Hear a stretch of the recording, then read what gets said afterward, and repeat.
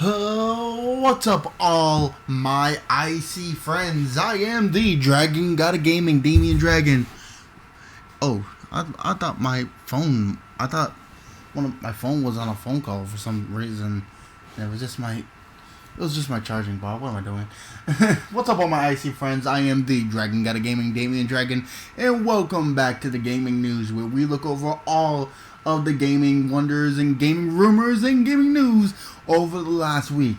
We do not have very much today because this is taken from you guessed it, from today, but that's okay. Well, we're talking on some of our favorite subjects, so it's not that bad. Anyway, first up, we're talking about The Legend of Zelda: Link's Awakening. Now, from an article that was posted on the express.co.uk, The Legend of Zelda: Link's Awakening surprise news and Zelda Breath of the Wild 2 update, which we have an update for both, so let's just hop in. Now, as a small bit of the article has come to say and come to my understanding, The Legend of Zelda: Link's Awakening, the remake, and Breath of the Wild has done plenty, topping a ton of charts. And it says here, the big remake of the original, which helped put The Legend of Zelda on the map, has been confirmed as the fourth best-selling game in terms of dollars in the United States during September 2019. It was beaten by NBA 2K20, Borderlands 3, and FIFA 20, but fended off competition from NFL 20, Tom Clancy's Ghost Recon Breakpoint, and Gears 5. But the best thing to remember is that this data for Link's Awakening doesn't include digital sales, which seems to be better. But what came to me as a surprise is this. It says here, so if Link's Awakening can help boost Switch console sales and land itself in the top 5 best-selling games without digital sales data, it proves the next major game in the series could be huge, which would be the Breath of the Wild 2. So, there's not a lot to say here. This remains one of Nintendo's major undertakings, with fans hoping for a quicker turnaround than the first game. As already confirmed, Breath of the Wild 2 will retain its open world concept while delivering a new storyline to explore. I'm very curious on what the Breath of the Wild 2 will be like when it comes out, and I'm actually very, very curious because though I do not have a Switch, I am interested in the games. One of the games I was interested in was Hollow Knight, and seeing a couple people play the game was actually pretty fun, and seeing the game theory on it as well, and getting MapPass take on it as well, seemed a little more good as well. One of the games from recently that I liked exploring was Five Nights at Freddy's VR, and just to see everything up close, it's just if you guys have ever been around my actual channel, you guys will know the extent of my history with the Fazbear Gang. So if you guys haven't, I would suggest going in the description below and go to my channel and check out some of my Five Nights at Freddy's videos. They're all on playlists, believe me. But anyway, it seemed like Breath of the Wild 2 is shaping up to be really an eventful game. And it seemed like with the massive release of Link's Awakening, the remake, Breath of the Wild 2 is basically going to be on par with Link's Awakening. It's going to look absolutely stunning. The game's going to play probably just as good as the first one. And I'm hoping that Nintendo has something really good planned for Breath of the Wild 2. They have to deliver. This cannot be a game, like, people are looking forward to Breath of the Wild 2. And there's not a lot of times where Link has been this high on the note since Ocarina of Time. So, Nintendo, do not screw this up. Believe me. This will be a hard fall if you screw up Breath of the Wild 2. But it seemed like It seems like the game is gonna be really good. The release date is for 2020, I believe, or at least an update for it in 2020. So we'll see what happens. Anyway, on to our next one: the Nintendo Switch and the PS Vita. Now, this isn't more news, as in, a little bit of an article that it caught my attention while I was researching a little while ago, and it says reasons why Nintendo Switch worked but the PlayStation Vita failed, and why. And I'm gonna go by their points, and I'm gonna run through why I think so. Okay, first off, quality of games. They go down an extensive list, and in the description below, I'll link the link to the article I'm reading off of, and I'll let you guys decide for yourself why it failed, or for what reason you think the PlayStation Vita failed, and the Nintendo Switch, they're absolutely genius. But I'm gonna go by the points they make. And first off, quality of games. Yeah, then Sony had a extensive library with the PlayStation, but it's just, it wasn't meant for it. None of the games that were on the PlayStation was meant for portable gaming, and it didn't play as good as you would on a home console. Like, let's say if I take let's say Crash Bandicoot: The Insane Trilogy and play it on the PlayStation Vita on the go, it's not gonna have that same home feel, and it's not gonna pique my interest as much, and it's not gonna play as good, because obviously in a handheld system, I know, let's just say this, okay, because I'm getting a little stood up here, so let me explain this a little more better. When you have a console, a handheld console, and as a game developer, as somebody that has studied game developing, let me just explain this. It's much more difficult to port games to a portable console. It's a hassle. It's very much a hassle.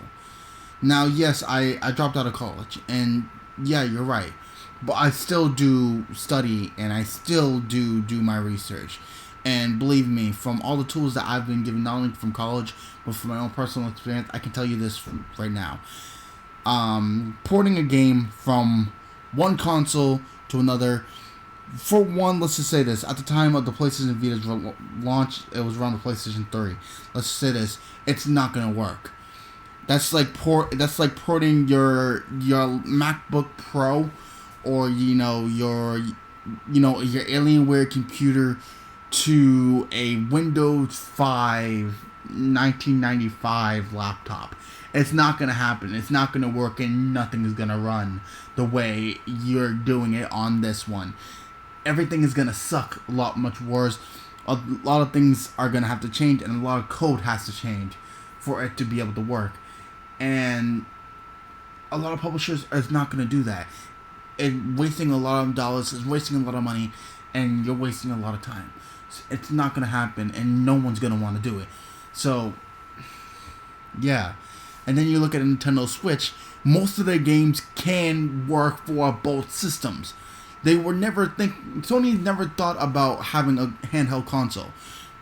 And it wasn't until the takeoff of a lot of Nintendo's handheld products that Sony wanted that piece. It wasn't gonna happen, and the Xbox never wanted to try it either. It's not gonna work, and it's never gonna work. The quality of the games is not the problem. It's having that sense of illusion that games can work on both systems if they were designed to be that way. Nintendo's games can and will be able to do that. Take the original Mario. It could have worked on regular, the Super Nintendo, or it could have worked on the Game Boy. They made it work both ways, and regardless of whether you liked it or you hated it, you have to respect how Nintendo played that up. Like any game that you can play on the Switch now, you could have easily played on anything else. You can play on the TV as well. It ports perfectly. So, yeah. Next up, yeah, I think I did this. It says best of both worlds. You have the best on console, you have the best in handheld. Again, it comes down to that coding. Every game, whether you want to see it in gaming or not, everything has code. And it takes a long time to make that code. I handwritten codes for games. Let me explain this to you. Pong, the first ever game ever created, Pong. It took me nearly an hour and 10 minutes to write a full thing of code just to get one of the paddles to function. Just to get the paddles to function. Never mind the ball, never mind the other paddle. It literally was the paddle. One paddle to work. It takes a lot of extensive, movement, hand controls to be able to make a game work. And to be able to port that from one system to another, you gotta have to think how much time and effort that these developers are putting into this to be able to, get it on a console and on a handheld device. It is difficult. So, think about that. Do a little research into game development. It's actually very fascinating. And the last point they're making, timing is key. And you're right. At the time, nobody was asking for a handheld console. Nobody was going for a handheld console. The Switch came at a time where everyone was moving on the go. At the time of the PlayStation Vita, it was more of an inconvenience. And it's sad. It's sad that was the way it worked. It is. Because the PlayStation Vita, it had potential. Like, think about it. Like, look at it like this. The PSP. I had a PSP. They had specific games for that system. That would have worked if you wasn't trying to port all the original games from the console to the handheld console. It wasn't gonna work. No one was asking for it. And at the time of the Switch's release, everyone was asking for it. Everyone needed a new console. And at the time, this was presented as its own console. It was there. It was affordable, and it was able to do both. It could be a handheld system, or it can be a home entertainment console. You couldn't get that with the PlayStation Vita. It just wasn't enough. So let me know down in the comment section below what you guys take out of this. I haven't been able to really sit back and give my opinion on gaming on this channel. Very much. We like to stick to, the fun stuff, but at some point someone needs to say something, very informative. So I think as the main gaming guy on the channel, I think it would have to be me. So, yeah. Anyway, I'm sorry, I ranted for very long. My apologies. But thank you guys so much for tuning into the gaming news.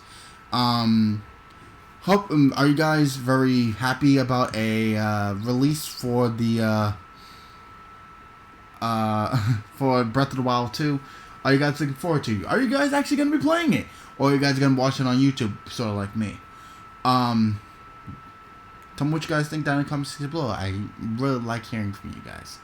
I haven't been able to really be around here very much, seeing as that I've been displaced from my home for a very long time, and I think I should, explain myself a little bit, that I was displaced from my home for about 2 months. That's why I was a little sparse that on some of the MMMs that I wasn't very in sequence with everyone else.